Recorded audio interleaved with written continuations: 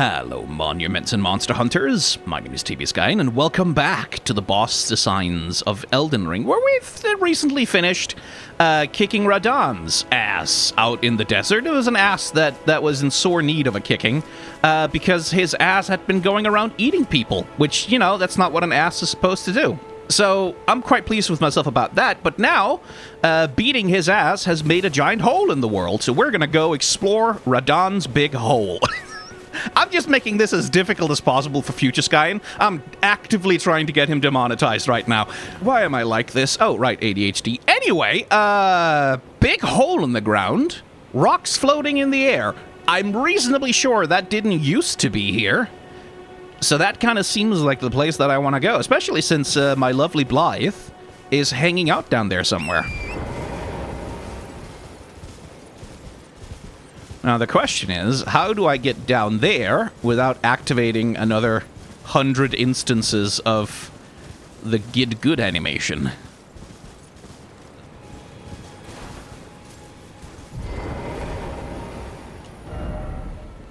There's a traitor taken care of. Onwards to Nokron, then.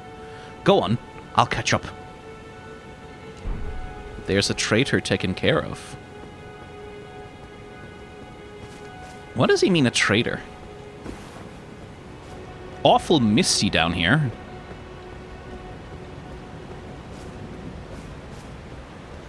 I guess Radahn's gravity magic really lingers, huh?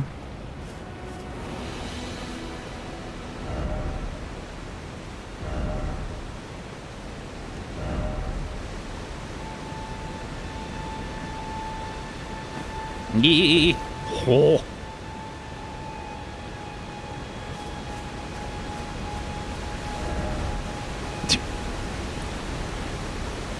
Your mom when me and your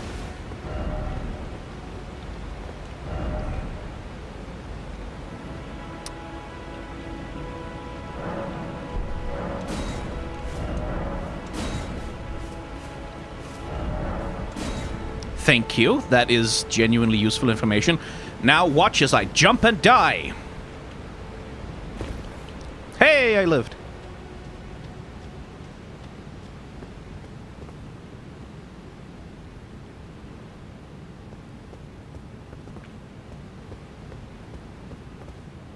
Oh, good! More jumping.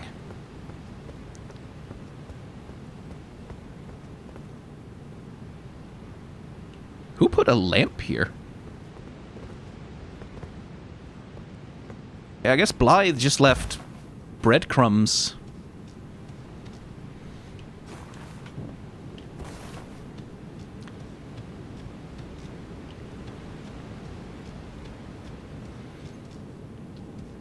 Interesting that there's plant life down here. Like, what the hell are they photosynthesizing?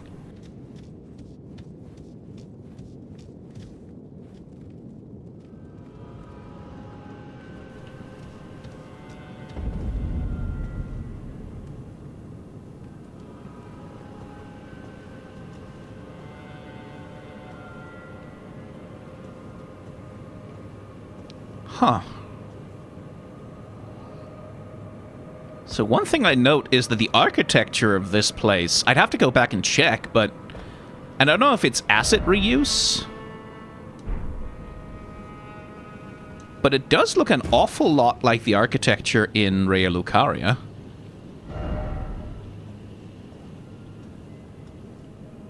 Also, visions of Anor Londo.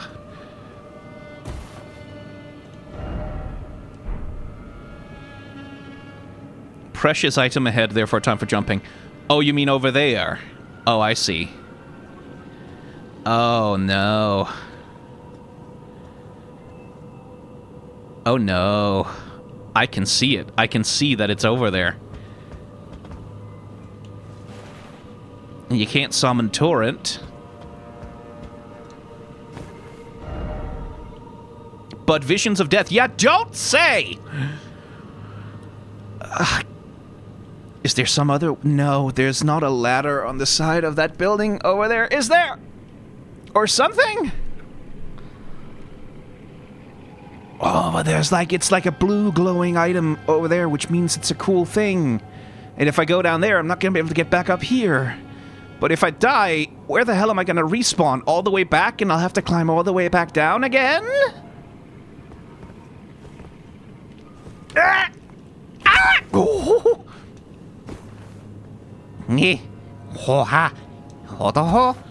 Okay. Okay. Okie dokie. Okie dokie. Oh! Ha. Ha. Huh? Silver tier husk. Well done. Thank you. A hardened husk shed by a formless life form known as the silver tear, found in and around the Eternal City, material used for crafting items. The silver tear makes mockery of life, reborn again and again into imitation. Perhaps one day it will be reborn a lord.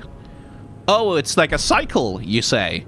Almost like a sort of reincarnation cycle. Well, isn't that interesting? Praise the well done. Ghost Flame Torch. Causes frost buildup. Metal torch that burns with cold ghost flame. Tool of the fallen hawks who prowl the underground rivers.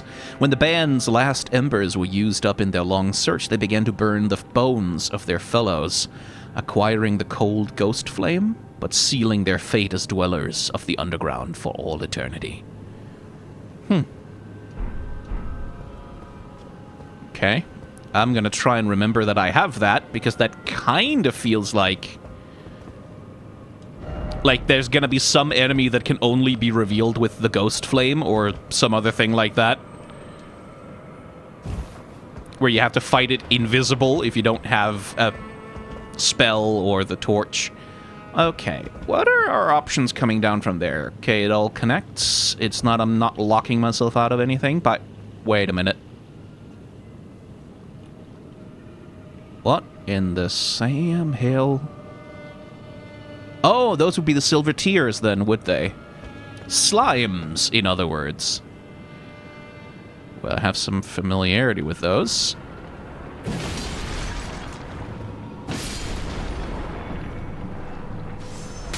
Oh, Jesus Christ. Okay, they can shoot things. Oh, visions of an Orlando intensifying. Okay. Be wary of pack. Yeah. I can also hear a little beetle.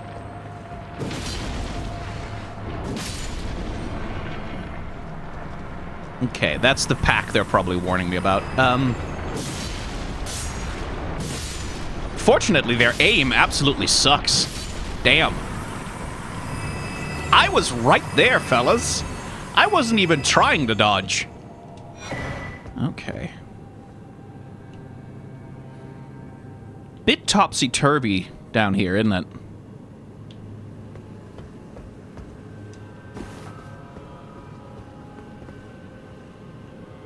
Like, you have that tower that tapers to a point as it goes down, which is like the opposite of what you'd normally do for tower building. Not to mention all the things that are fallen over. What do we have here? Anything? Some leaf imagery, some plants, berries, maybe? Nothing I can particularly decipher.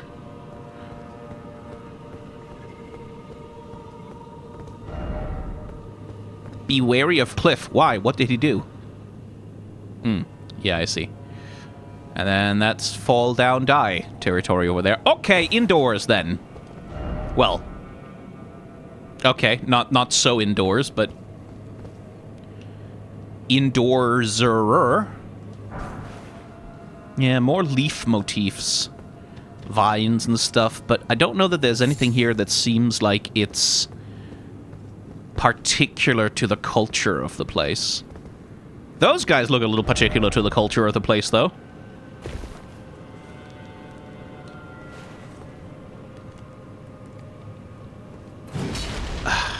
Didn't mean to do that.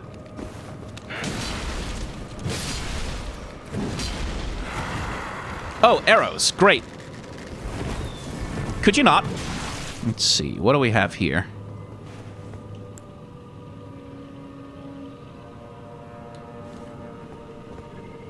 Because... Oh, you do have eyes. I was curious about that, if they were maybe gonna not have eyes in their head. But another thing I notice around the crown there, there's some trepanation going on down here. Is that, like, universal for you? You all have that little crown of holes around your head? Yeah. Okay, that's interesting. Why would you be trepanning yourselves? Or why would someone be trepanning you? Boss ahead. All the more bravery required. Nice try. Unless, of course, he's telling the truth and there is a boss down there, but... On the list of reasons why I would jump off a ledge, someone saying, hey, there's a boss fight down there is... Well, actually, it's probably pretty high on the list of reasons why I would do that, isn't it? I probably would. Like, that's probably a thing I would do. Yeah, you really would, wouldn't you? So, trepanation, or trepanning, or trephination, or making a burr hole, as it's sometimes called, is one of the oldest forms of surgery that human beings perform. The evidence for it goes back at least some 7,000 to 10,000 years, and you can see Neolithic skulls in museums to this day that carry the telltale signs not only that someone drilled a hole into that person's head, but that that person survived having a hole drilled in their head. Because this practice goes back deep into prehistory, we don't really know all the reasons why various cultures would have chosen to do this kind of surgery, but the theories range from emergency treatment of head trauma, when a person is bashed really hard on the head, blood can pool in the cranium and that can be lethal, to more superstitious beliefs about letting demons and spirits out of an afflicted person's head. There are theories that it might have been used as a treatment for mental illness or epilepsy in many cultures, and since the 1960s, health grifters in the modern world have occasionally tried to promote trepanation as a health treatment or as a means to increase mental powers. Needless to say, that doesn't work. Given the context, though, that as we learn, these poor soldiers are slaves who are forced into the underground, another historical connotation of trepanning comes to mind for me. In the 1930s, a new medical neurosurgery was pioneered by a Portuguese doctor named Antonio Egas Muniz. It took the form of trepanning, drilling a small hole into a patient's head, and then inserting a tool to destroy a part of their brain that was thought to be responsible for their mental illness and disability. This treatment was expanded upon and experimented with through the 30s and 40s until 1945, when an Italian psychiatrist found a simpler way to perform it by simply sticking a sharp instrument through a patient's eye socket and then using it to sever their frontal lobe. This is the procedure we would come to know as lobotomy. Now, without going too deep into it, lobotomies were often deployed as a means to control and forcibly pacify people whose problems or behaviors presented an inconvenient issue. Patients would often die of complications due to the lobotomy, of course. Injury and brain trauma tends to do that, but until they died, they were usually quiet, complacent, seemingly at peace, and very manageable. It was a useful way to seemingly quell the mental health symptoms of people who were not in a position of sufficient social power to resist having the procedure done to them. Multiple reviews of the records and literature of lobotomies have found that the vast majority of lobotomies were performed on women. Now, there doesn't seem to be a gender bias on display here in Elden Ring, but the point of me bringing this up is that lobotomies, historically in our real world, were used as a way to control people, to impose stillness on the unruly, to impose calm on the distressed, and compliance on the rebellious. It was not that uncommon to perform lobotomies on children whose behavioral problems were seen as just too much to deal with. So, seeing a full crown of trepanning holes around the heads of a crew of slave soldiers, well, the implication to me isn't that those holes are there as a compassionate attempt to medically treat them for illness or injury. The implication to me is that this is part of their enslavement, either as a physical marker of their subordination and status as property, or as a means of torture for disobedience, or straight up just evidence of lobotomies performed on them to make them servile. I don't know any of this for a fact, of course, but this is one of those unexplained character design details where the fact that there are no hard answers invites your mind to speculate and come up with the darkest and most horrible possible answers, because there's no way this is good, Right.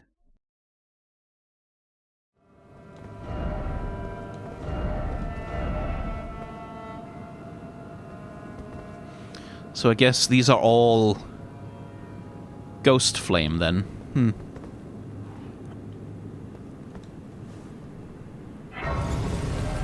Could this be a fort? Could this be a knight?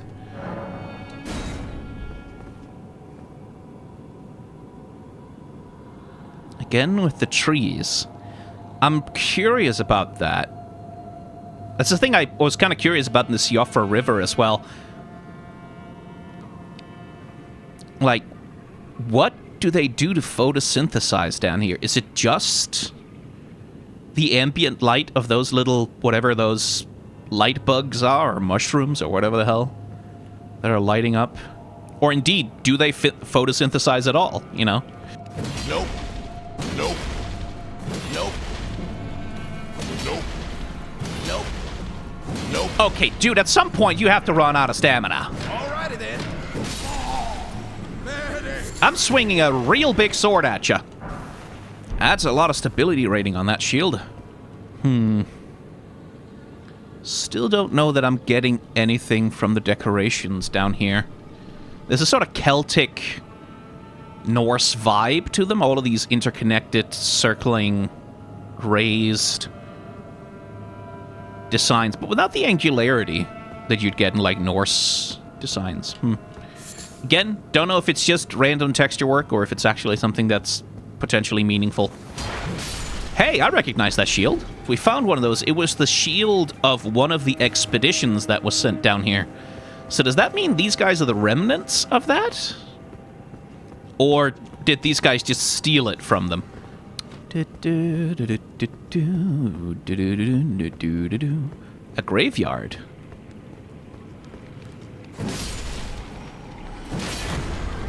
Yeah, see? He gets it. He gets it. I hit your shield with a big thing, and then your shield falls off. So I can hit you with the big thing. That's how this is supposed to go. Anyway, a graveyard. Now that is interesting. What do we have here? Two bears fighting over a sword, I think? Yeah, that's a sword in the middle. Fighting, or they're just rampant, like it's a crest. And more of those creeping vines. And then over here... There's enough light down here, right? Circles and circles. Not sure. On the... Oh, that's a sun. Right? Surely. Is that like the sun carried on the back of a bull? It certainly reminds me of that. Either way, it's a bull carrying something on its back. I think it's a bull. Looks bovine rather than like a bear. Oh, I recognize that.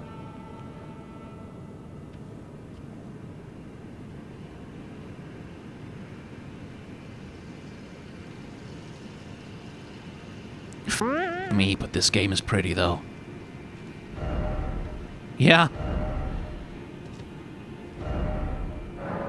You're not wrong. Okay. Who are you there with the fancy headwear? Let's deal with you first. Oh!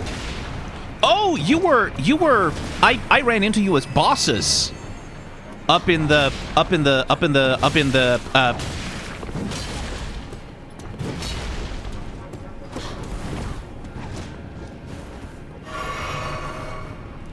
sorcery city, I think.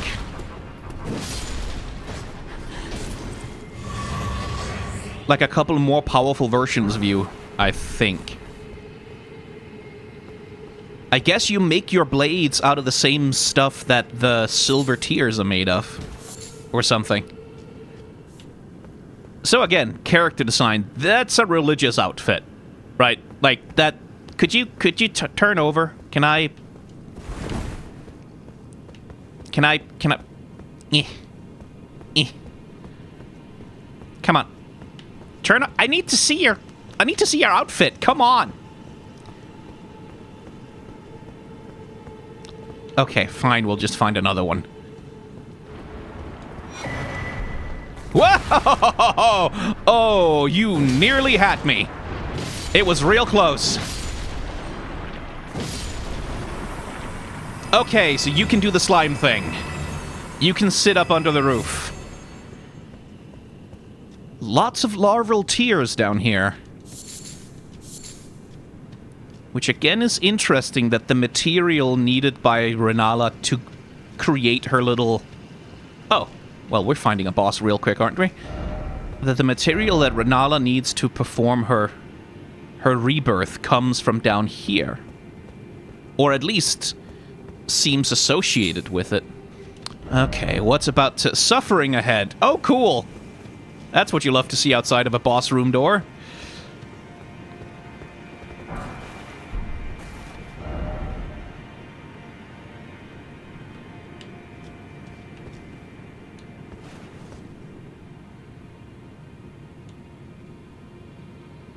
Oh. Is that a person or a statue? Because that's a big person.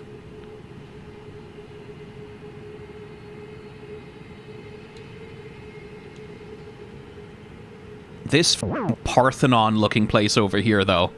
Something's got to be up with that.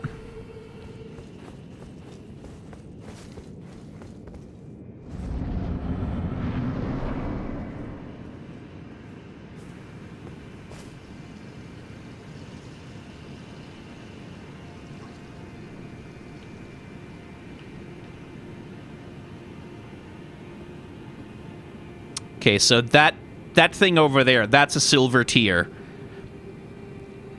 So is that going to turn out to be like the god of silver tears or the source or something? I can see you on the... Okay. Like if it was start raining silver tears. I mean, if you're not going to do anything... Okay.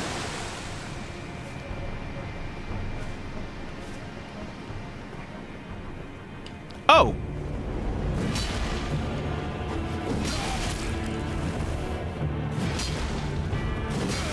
Yeah, sorry, you don't have the strength to use that sword one-handed. You really shouldn't do that. Yeah. Doing absolutely pathetic damage to me, but two-handed. Two-handed is a problem. Don't do that. Oh, hello.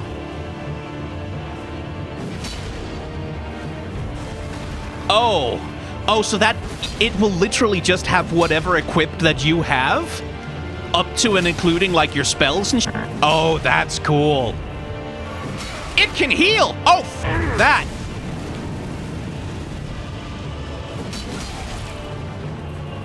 None of that, please. Oh, it can only heal once.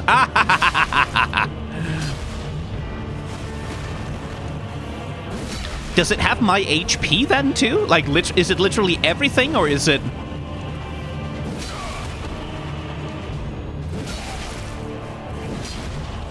Because I don't know that I have that much HP, honestly. There we go. This boss fight really did just say kill yourself. Jeez. Oh, got a trophy for that, or an achievement.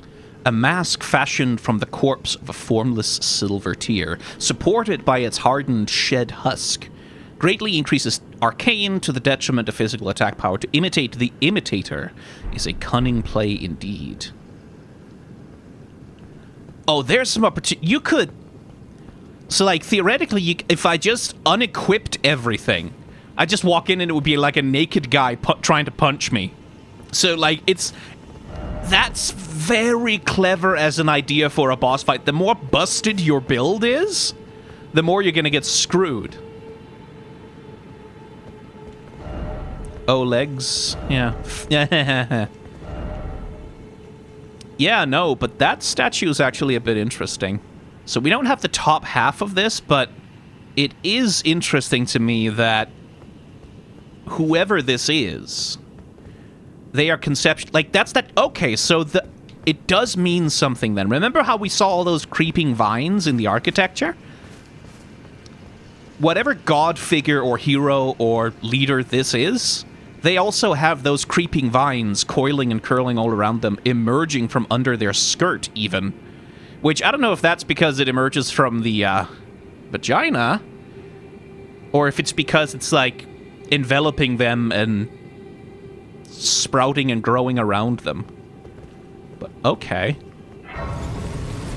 Yeah, I don't know that there's a full boss designs episode in the Mimic tier, but, well, who knows? Maybe Future Sky wants to make something of it. Well, there's not much to say about the Mimic tier itself as a character design, except that it's astonishingly beautiful. It's hot, it's cool, and it has immaculate taste in costume. It is a 10 out of 10 absolute smoke show, and I expect horny fan art on my desk by 10 o'clock tomorrow. But between the silver tiers looking so much like living mercury, and the fact that we find a larval tier down here, and that the Mimic tier itself drops 2 larval tiers, which also look entirely like they're made of mercury, well, I'm no expert on alchemy, but I do remember that mercury is very, very important to it, because it is prized as a solvent that can dissolve even the noble metals, like gold. And gold is rather important in Elden Ring. The Golden Order, the Grace of Gold, the golden leaves of the Erd Tree, it goes on and on like that. So the Eternal City down here is absolutely full to the gills of creatures that are designed visually after the literal elemental counter to gold. This sets up the Eternal Cities as a very direct threat and challenge to the Golden Order. At least aesthetically it does. But I think there's also a thematic thing going on here. The Golden Order represents, well, order. It claims to be the natural order of the world, and all things which resist or fall outside of it are heresy and blasphemy and unnatural perversions, right? Mercury, though, is associated with transformation and change, and all of alchemy is based on this concept of transmutation of one thing into another. The silver tiers twist and change ceaselessly. The weapons of the Nox priesthood stretch and extend themselves. The Mimic tier morphs into whatever idiot wanders close to it, and the larval tiers are the raw material that a powerful sorceress like Renala can use to change a person from the inside and out into something completely different. So it feels like there's a fundamental opposition of philosophies here, right? Gold versus silver, change and transformation versus order and structure, and even in the architecture, the towers of the Eternal City of Nokron hang from the ceiling like upside-down towers. The underground world lives under eternal silver night skies, and the surface is bathed forever in the golden light of the Erd trees. Now, I'm gonna need to spend some time in the library, worrying librarians by asking for textbooks about alchemy and human transmutation before I try to construct a full reading of all of this, but at the very least, the Eternal Cities seem to act as an interesting foil to the Golden Order, yet another challenge to its claims of natural supremacy and to its attempts to fix the world in place around its precepts. I don't think it's a coincidence that it is undoing Radahn's conquest of the stars that opens the way to find this place. He had fixed the world in place, stopped the very progress of fate, and with his death, the way becomes open to a city whose lifeblood is change and transformation. You cannot tell me that this is not the game trying to evoke a theme. It is a gorgeous view. It really is. Could this be a bird? No. Butterfly in the sky. I could fly twice as high. Take a look. It's in a book.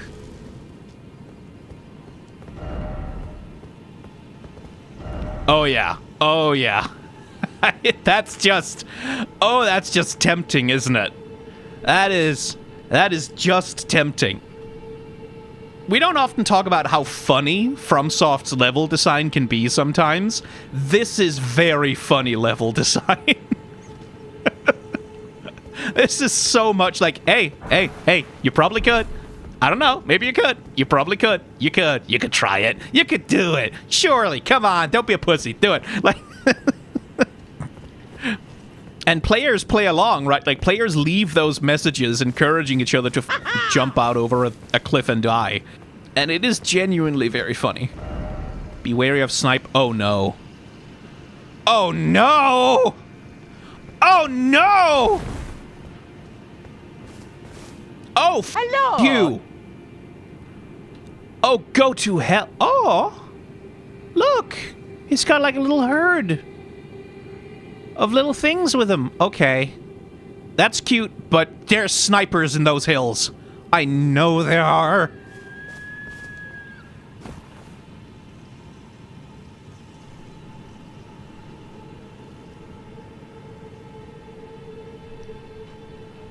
Oh!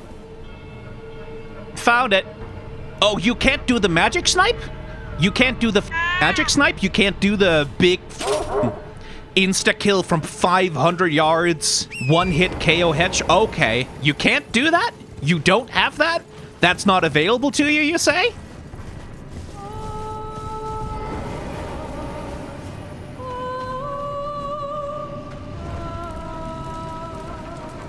Oh, she's buffing them. I see. Ow! Well, don't do that. Okay, well, sorry, but you guys had to go. In the meanwhile...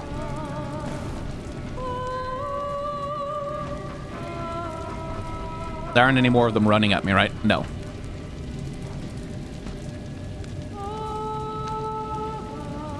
So her antlers are lighting up. And they're lighting up with the same light that that ancestor spirit had on its... and she's like chanting with a skull. And she's stomping like the other ones were. I guess that's part of their rituals. Yes, please. Oh, hey, that's a horrifying statue. That's an aesthetic. Okay, I guess there's more torches to light now, are there? Yep. And each one of them might have one of these singers guarding it. Wait, is that a red wolf? Yep, that's a red wolf. What's it doing here? Okay, hi. Iframes, thank you. You seem to have the same moveset, just without the magic, right? Nope, you have the magic. So that's just fully a red wolf of Radagon, absent the Radagon. Okay. I mean, okay.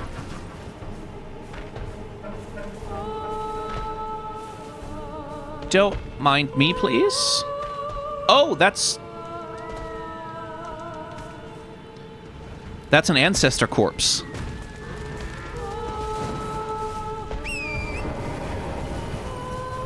Yeah. Fine. Leave me alone. That's an ancestor corpse.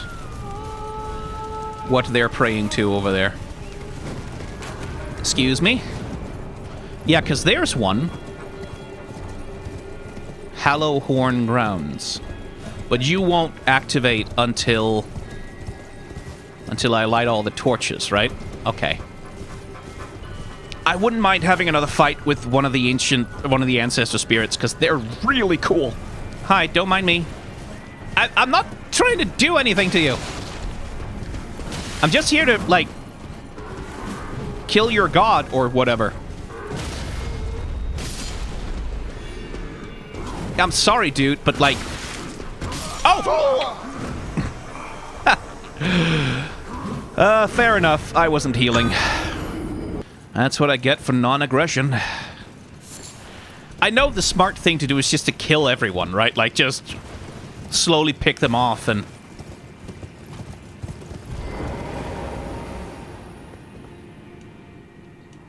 Lord of Blood, your eminence! I beg you grant me a seat at the table of the dynasty. Long live the Mogwyn dynasty. Long live the Markwyn dynasty. Lord of Blood, huh?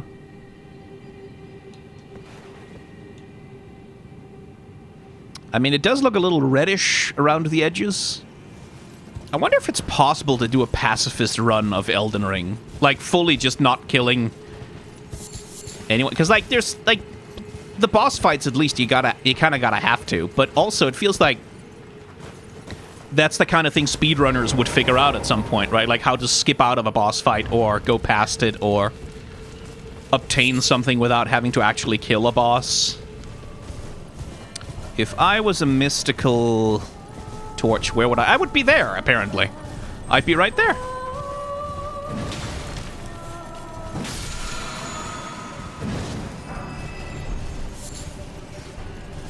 Protected by rats, of all things.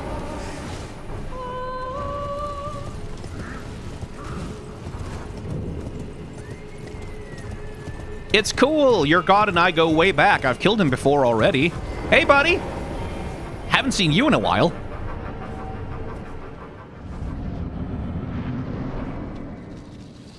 Oh, it's regal. It's a regal ancestor spirit. Okay. So I might be in trouble.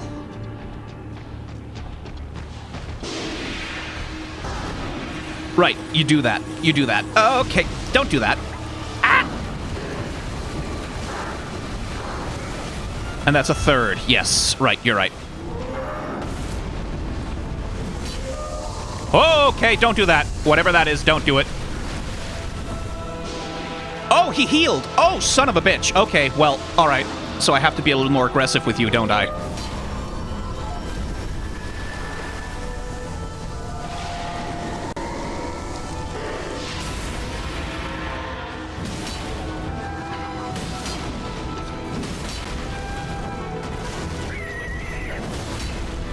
Oi! Okay.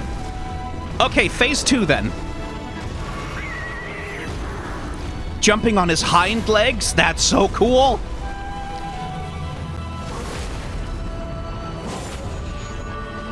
Okay, so you're like the leveled up version of this particular boss fight. Ow! And I'm still bad at the timing of that. Could I get you to not heal, possibly? Listen, I know it's very annoying that I'm healing all the time, but that doesn't mean you have the right to bite my bit, alright?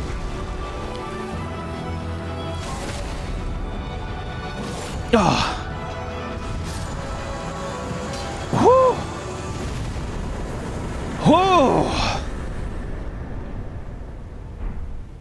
Whew. Legend felled. And then when it dies, all the little spirits down here go too. Again, I really hope killing it doesn't do anything permanent to the civilization down here. Otherwise, my non-violence is a little, hollow.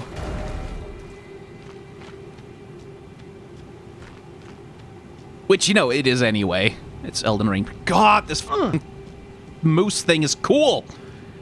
God, it's cool.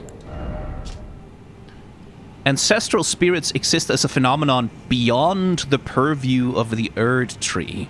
Life sprouts from death as it does from birth. Such is the way of the living. The Erd Tree doesn't like it when things are beyond its purview. That's a lot of dead spirits. Anyway, I'm sure it's fine. I'm sure nothing bad has happened back in the real world. So, there's not a lot to say about the regal ancestor spirit, which we haven't already covered when we fought the non-regal version. It remains one of the coolest designs in the whole game, and I genuinely adore the interplay of life, rot, and death that it's based around. Perhaps the more interesting thing than the creature itself is its worshippers, because have you noticed how they all seem to just kind of be fine? I mean, okay, granted, a bunch of them are ghosts, but as ghosts, they seem to behave basically the same way that they did when they were alive. If anything, dying has only made them more annoyingly deadly archers. But compare and contrast. On the surface, it's wall-to-wall with hollow wretches and walking corpses and zombies, basically. But down here, these people look not only exceptionally well-fed, I mean, look at those muscles, damn, but they're just kind of going about their business, herding animals, stomping on the ground, singing songs. Like, in theory, the shattering of the Elden Ring was an apocalyptic event, and if a new Elden Lord does not step forward to mend the ring, the foundations of the world shall tremble and fall. Unless, I guess, you are these guys, because then you're fine. And not only are you fine, you seem to have been fine the whole time, and it seems like you're going to continue to be fine, even in spite of the theoretically progressing apocalypse. There's something to this, and again, I don't think I could construct a full interpretation without doing a lot more reading first, but there is something to this that reminds me of indigeneity versus imperialism. The kingdoms of the lands between are tied to the Elden Ring and the rule of sovereigns, to these imperial ambitions of dominance and expansion, and leads to these cycles and cycles of war and shattering and genocides and ethnic cleansings and war and war and war and war.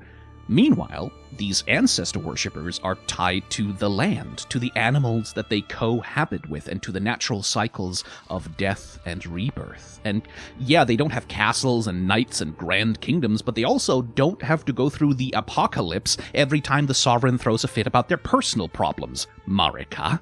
I've commented already, way back at the start of the game actually, that very much unlike Lordran or Drang Lake, in the lands between, nature seems to broadly be doing just fine. The health of the land is not tied to the strength of the kingdoms that theoretically own it. Though the Elden Ring is shattered, trees still grow, goats still roll, and cool weird dogs that happen to look like turtles are still trundling along with the wolves and eagles and giant crabs and artillery lobsters. I don't know if Elden Ring is going to expand very much on this, but I hope so, especially given how the giant Erd tree, literally the earth tree or land tree if you want to try and translate it, feels like it too ought to be a part of the land, but I am curious about it. Because all else being equal, while they may not have indoor plumbing, the ancestor worshippers kinda seem to be winning here. Okay. Sorry I killed your god. It's just, he's so cool, and I just wanted to hang out with him for a bit.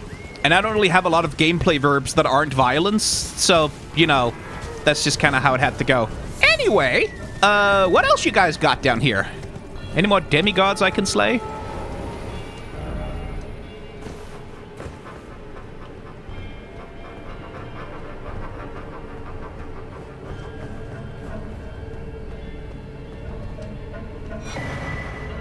Mottled necklace +1. Greatly raises robustness, immunity, and focus. Well, that's interesting. Said to be a budding horn, the ancestral followers believe that the horns of a long-lived beast continue to bud like antlers over and over again until the beast one day becomes an ancestral spirit. I mean, given the way that such horns grow, it's not like that's an irrational thing to believe. Now, is there anyone or anything else out here?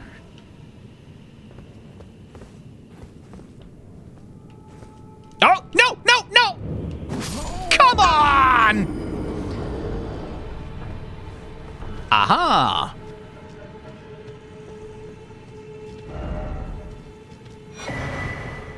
Stone sword key. That's wonderful.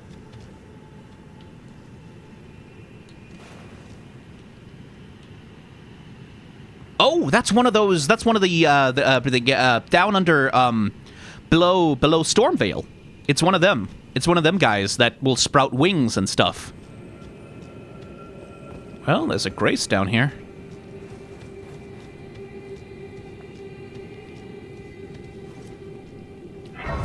Whew. There we go. Vigor 37. I know 40 is the recommended point. Like soft cap, something like that.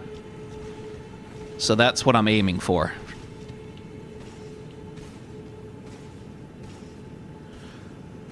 Oh, that looks tempting, though. It's also definitely a bad idea, right?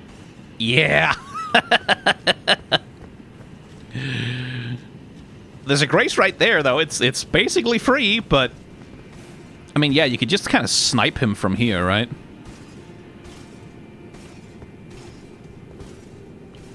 But that's boring. I'd rather die 15 times trying to fight him. God damn it! Okay, that stomp had more range. Would bleed work? I guess poisoning him with knives from up here is an option. Or Scarlet Rot Infliction. It's probably something you can do to him.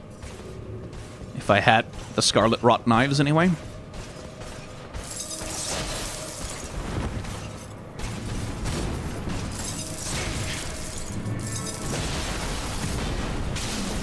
Okay, that does hit him.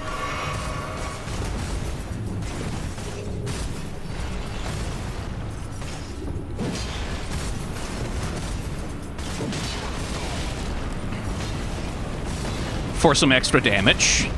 So it's not useless.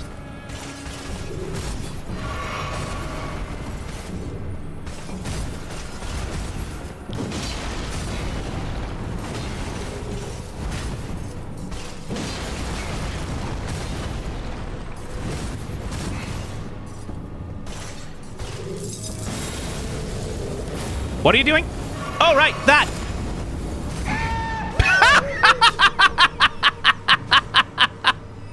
Yeah, now you know how it feels!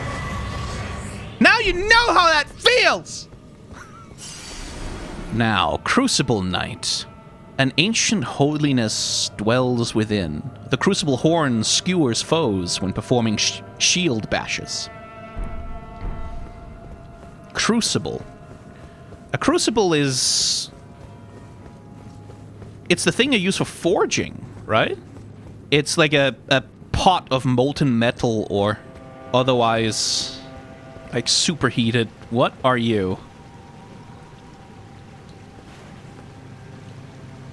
Oh, good! There, that's another Crucible Knight with a different weapon that I don't know what it does. Okay. Okay. Oh. Oh, well, that's very Yarnum. That's actually very Yarnum. Actually, that's very Bloodborne all of a sudden. Like the skulls, the faces, they look like messengers a little bit. It doesn't give me great vibes.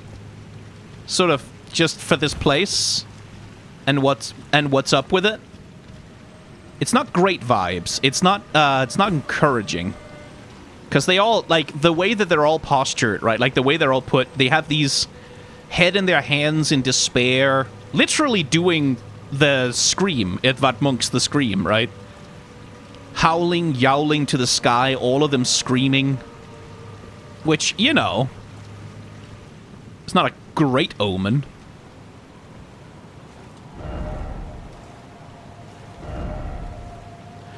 I don't believe you. Be wary of weak foe? You're golden. I feel like I'm being trapped, but...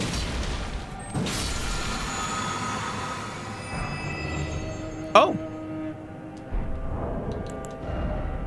Alleviates death blight buildup. Ah, shit, that might actually be worth getting a point in it for. One of the incantations of the Golden Order fundamentalists used by hunters of those who live in death. The noble Gold Mask. Oh, Gold Mask. We haven't heard about him in a while. Lamented what had become of the hunters. How easy it is for learning and learnedness to be reduced to the ravings of fanatics. All the good and the great wanted in their foolishness was an absolute evil to contend with. Does such a notion exist in the fundamentals of order? Well, that's a good-ass question, actually, Gold Mask. It's true. Like, a lot of people really do crave an enemy. More than they crave righteousness, more than they crave goodness. They crave an enemy who can be designated, you know, the cause of all the bad things, or be sort of the recipient of a community's sin and made a scapegoat for it. I'm just gonna leave you there for now, just for the moment, just for a sec.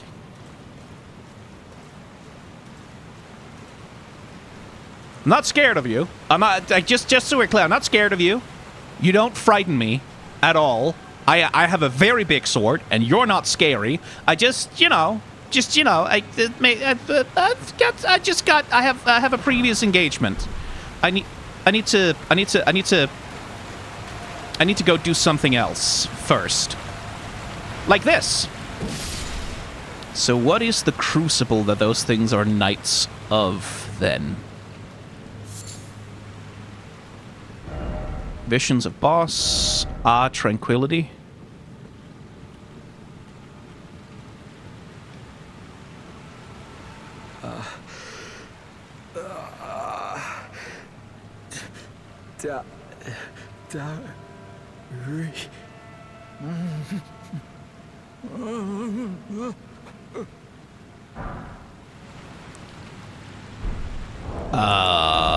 Okay.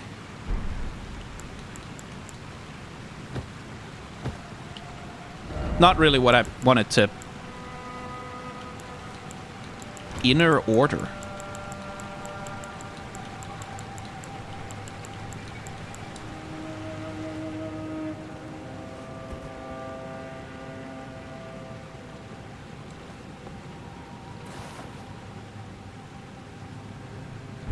Does this help? Is that... No? Okay, well, alright. I don't really know what to do about you, but... You must be part of some quest line, right?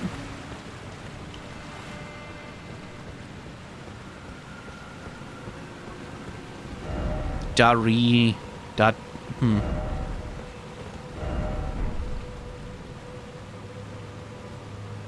There aren't like two of them, right? It's just the one. Oh, okay. I mean, I don't have a lot of runes to lose, so that's something. Speaking of which, I haven't quite explored up there yet. Oh! D? Wait, what? You're dead, though. What? D? Wait, are you his brother? Is that D's real name, then? Oh. Okay. Hang on, Is that do I have to put on D's armor and talk to him? Is that what it is? I have to test that. So I need to go back to the Grace. There's two ways to do that. I could either just teleport to it, or... Yes, there it is, there it is. But not his helmet, I guess. How do I not... Oh, there it is. Twinned helm. I have the twinned gauntlets already. Okay, I didn't put those away, I guess. Okay. So, do you respawn down there? Nope. Okay, that's a one and done. Like a mini-boss kind of vibe. Okay. Guess that'll be true for the other one as well.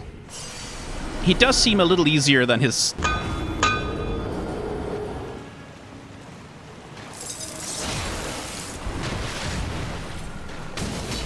Damn it. Okay. Okay, do your thing.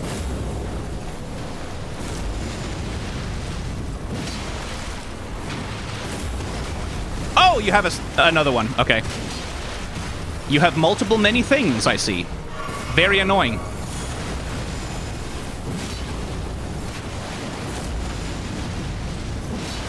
But there we go. Oh, wait! Ah! Jesus! Don't do that to me! Don't survive with a sliver of health. That's my thing. Anyway, sad man. I have your brother's armor. Yeah, see? There, you can have it.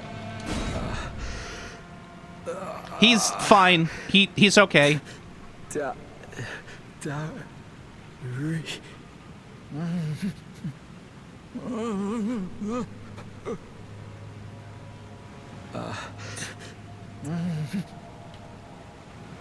Okay, well, I kind of hoped you'd say more than that, but alright.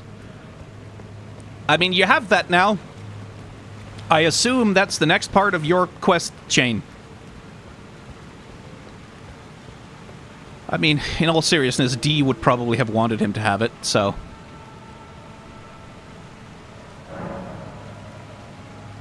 Oh! That was fast!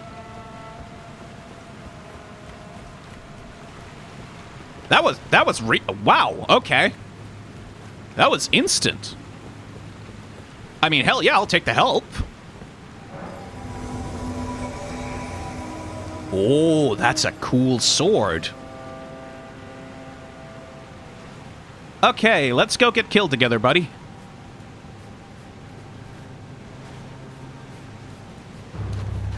Valiant Gargoyle. Well, technically that's a grotesque, not a gargoyle. Okay! Oh, fine. I see.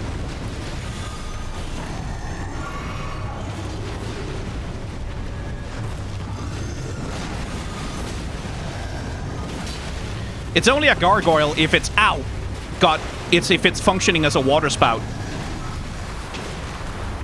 I would like you to not poison me. That would be good.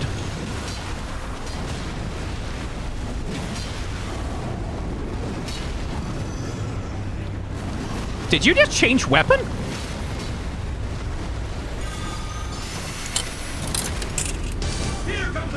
Oh no! Oh no! No, you didn't. No, you didn't. Oh, well, maybe you did, but... Oh, great. It's the bell gargoyles all over again! There was 2 of them! Oh, you sons of bitches!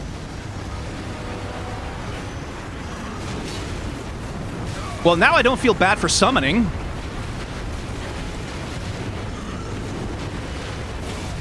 Of course he has, like, a close range. I keep feeling like I could... like, get one over on him by getting in between his legs or something, but maybe not so much. Ah! Fuck off! Okay. Alright, we need to rush that motherfucker down as far as we can before his head asshole friend comes along. Literally, the bell gargoyles. You FromSoft. Oh my god. It's what I said. We don't talk enough about how funny FromSoft can be sometimes with their design. Valiant Gargoyle. Ugh.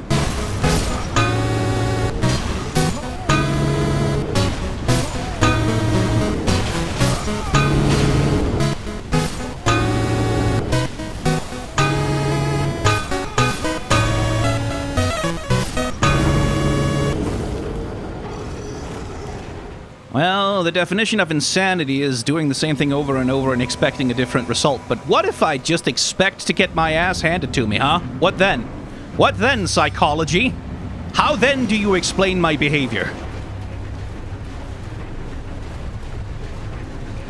Yeah, I didn't think so. The ghost of Sigmund Freud is silent.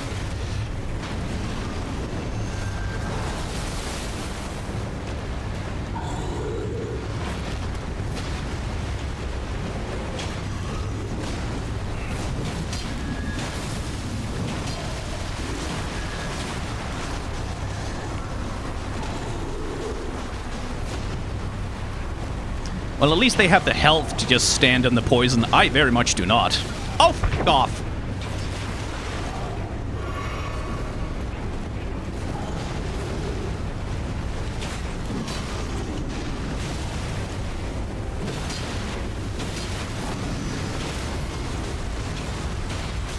I will have the crit. I don't care about the poison. F*** you.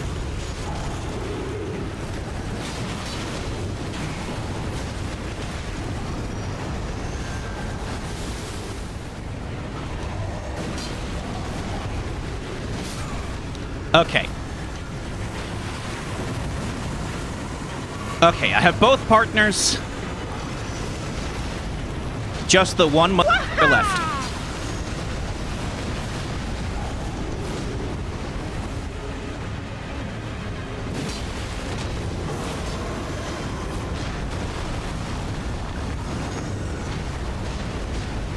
I do like the axe better, so if you could keep doing that, that would be great, but for me, actually.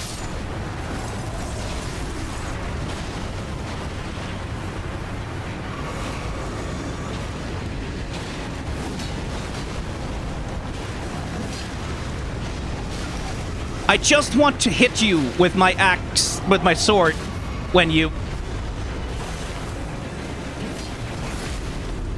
you're close enough to me that it feels like my sword ought to reach you. That's all I want. I just want to hit you.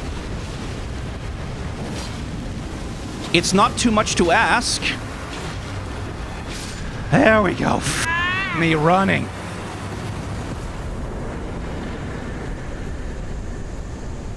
Jesus.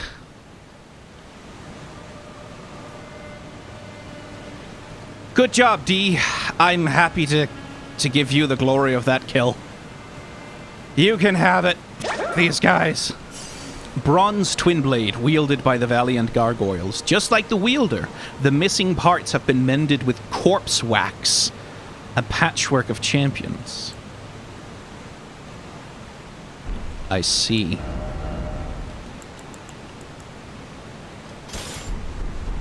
Well, hey, I have the stats for it. Seems a little smaller in my hands, I gotta say. Pretty cool. What about the...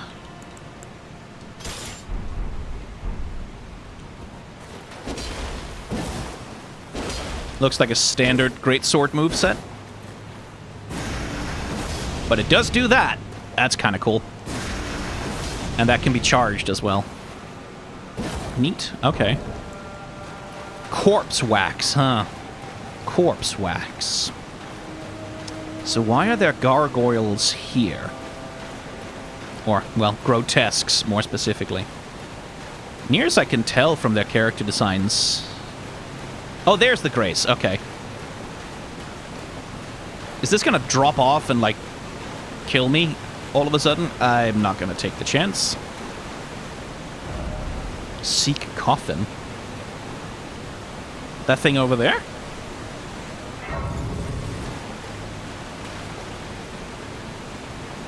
Rest in coffin. I mean, I wasn't planning on transitioning, but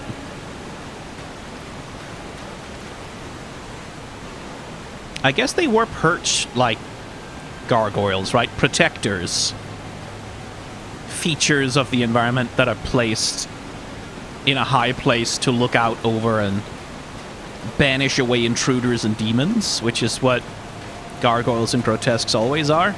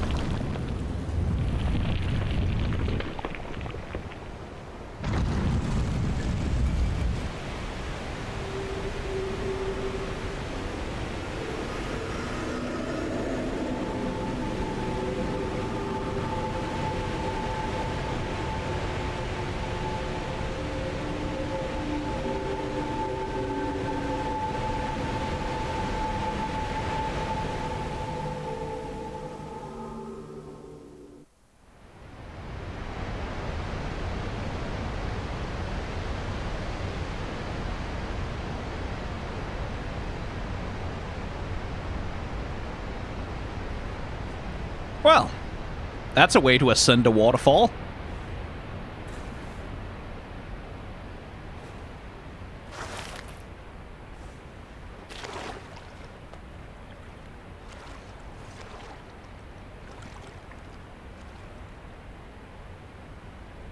Oh man, it didn't even trans my gender.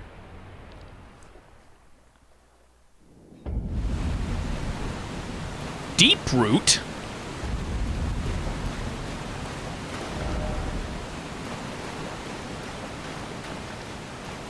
Is there a garden down here by any chance? Whoa, okay. That,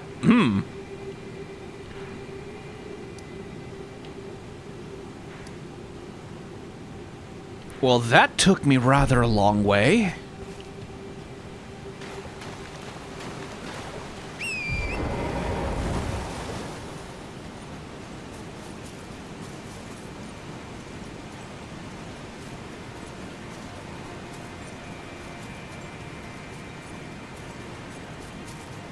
So are those supposed to be roots, then?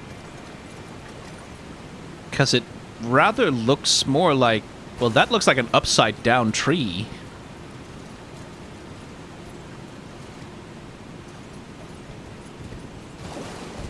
Wait, that's an Earth Tree avatar. just kind of hanging out as a regular enemy. Okay, so I have it's pretty clear that this is not taking us towards wherever the hell Blythe is. Oh no. Oh, that's a flying ant of some kind. That's cool. Great.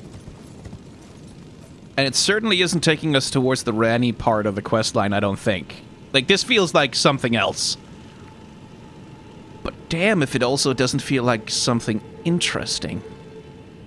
Yeah, so these are tree roots that are sort of, I guess, expanding out into becoming tree branches down here.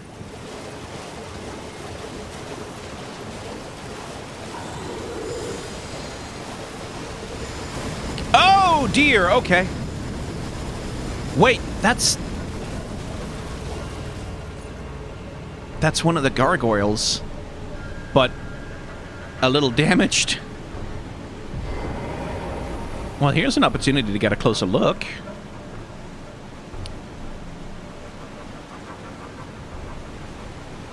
You're not doing so hot there, buddy, huh? What are you made of? See, because the torn off arm there,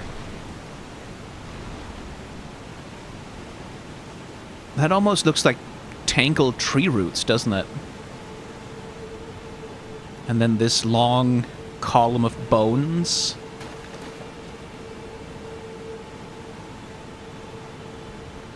Corpse wax, huh?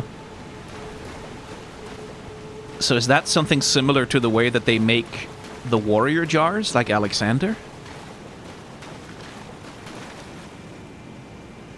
The corpse of a gargoyle.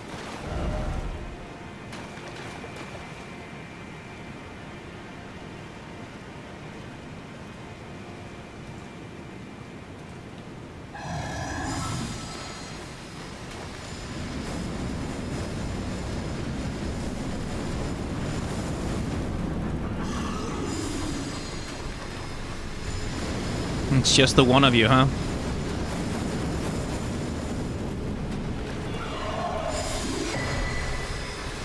What?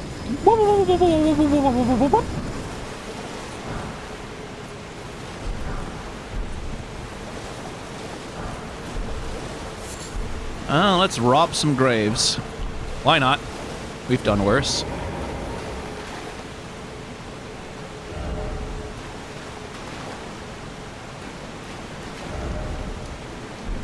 The Nameless Eternal City. Oh, so there was Noxtella the Eternal City and Nokron the Eternal City, and then the Nameless Eternal City. I feel like being an Eternal City is not nearly as unique as it seems like it ought to be. More of those broken gargoyles. This place is fascinating. It's also not where I'm supposed to be right now, but it's fascinating.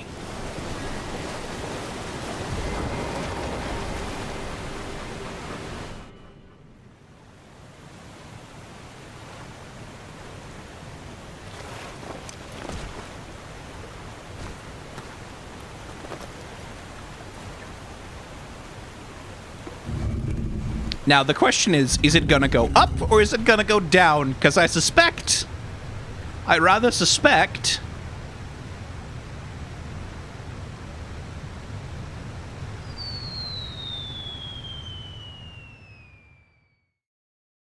I genuinely cannot believe that FromSoft did the Bell Gargoyles to me again. Are they in Dark Souls 3? They must be in Dark Souls 3. I'm going to be expecting them in Dark Souls 3 when I play it, and if I don't see them there, I might genuinely get angry. But we might as well start there, right, with the whole gargoyle thing, because unlike the ones in Dark Souls 1 and 2, these ones technically qualify as gargoyles. Now, as Past Skyne pointed out, a gargoyle is a water spout. It's an architectural feature that's built onto the side of buildings to funnel rainwater away from the walls to help reduce erosion. The name comes from the French gargouille, which means essentially a conduit for water, but it's also connected with words like gargling or gurgling. The Valiant Gargoyles can gargle poison, and that's technically a liquid, so they qualify for the name.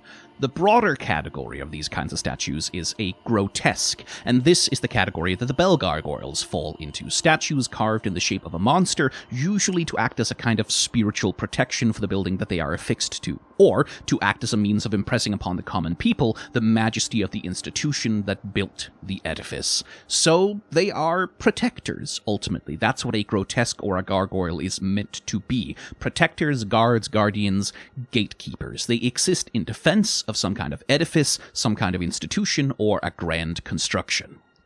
Which makes it all the weirder that the Valiant Gargoyles are hanging out here at the bottom of a waterfall. We'll get back to that, but let's have a closer look at the creatures themselves.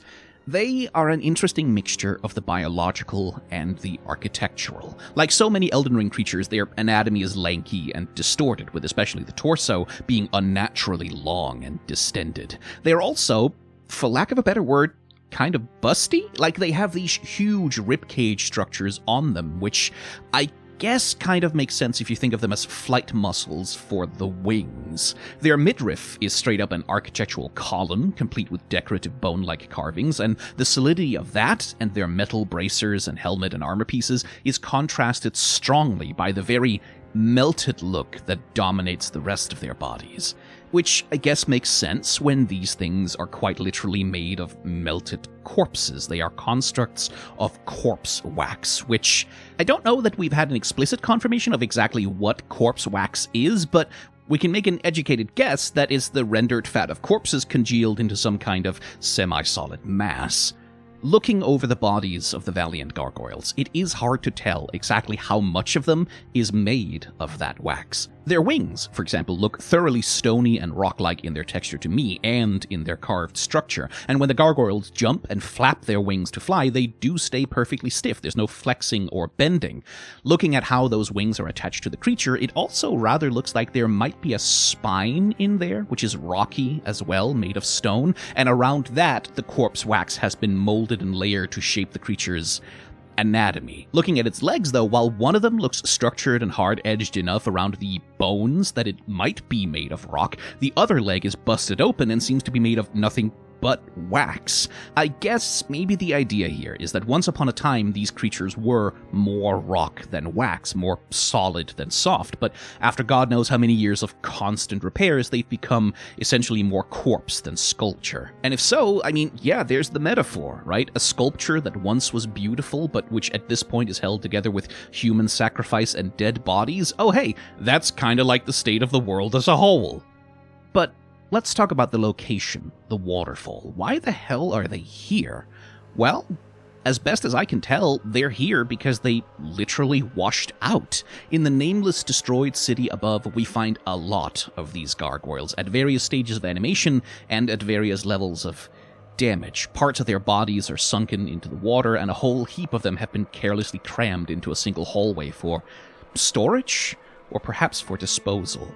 Certainly, it doesn't seem like these gargoyles are particularly highly valued. In contrast to a character like Alexander, where the putative purpose of him is to preserve the corpses of great heroes, and he himself is a person with agency and ideals who thinks that he's carrying on the will of the warriors inside of him, the gargoyles are decidedly less personable. They are not formed in the image of some legendary hero to exalt him and sing his praises. Their faces are mushed together from whatever corpses were available. Their bodies are melted, multicolored messes with entire chunks missing and lumpy, incorrect anatomy. Corpse wax is not the revered remnants of champions whose names will be remembered, but a material of convenience. Oh, the gargoyle's broken again? Patch it up with some wax and get it going. It doesn't need to be pretty, it just needs to hold an axe, who cares? And so it seems to me like the storytelling here is that the Valiant Gargoyles simply washed out, or perhaps were even dumped down the waterfall when the city was destroyed. And then, lacking for any other purpose, they simply took up guard duty where they landed. Which, there's some poetic tragedy to that, isn't there? Forgotten corpses from a dead city with no name standing guard over a single empty coffin.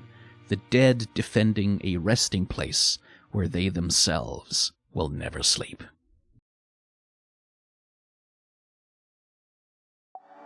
And that's another episode of the boss designs of Elden Ring.